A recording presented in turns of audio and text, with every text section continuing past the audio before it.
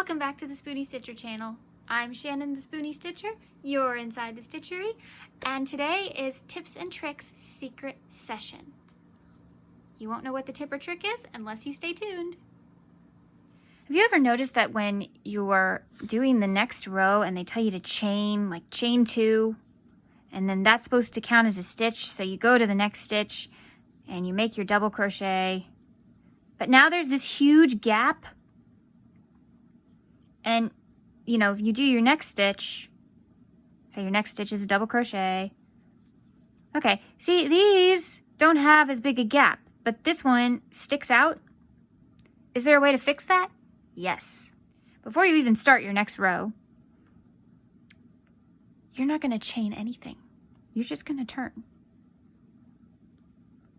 Then you're going to go straight into that stitch and you're going to make a single crochet.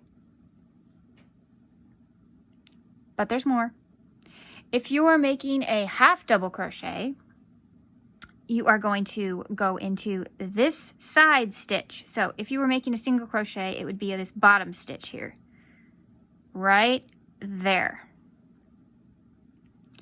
And you're going to make another single crochet.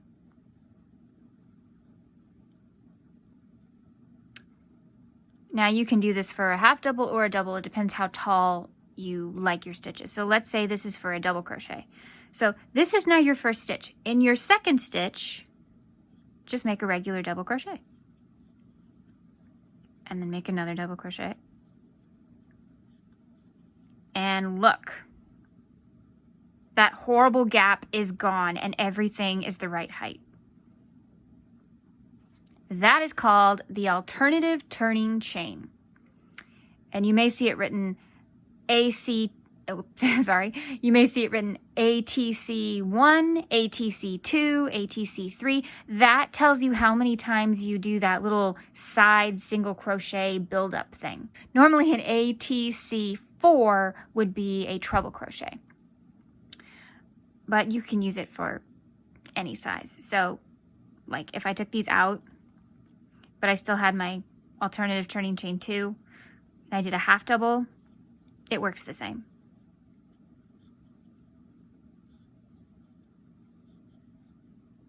See? No gap.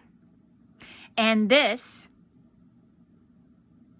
is your top stitch. So it's a whole lot easier to find this than the top of a chain.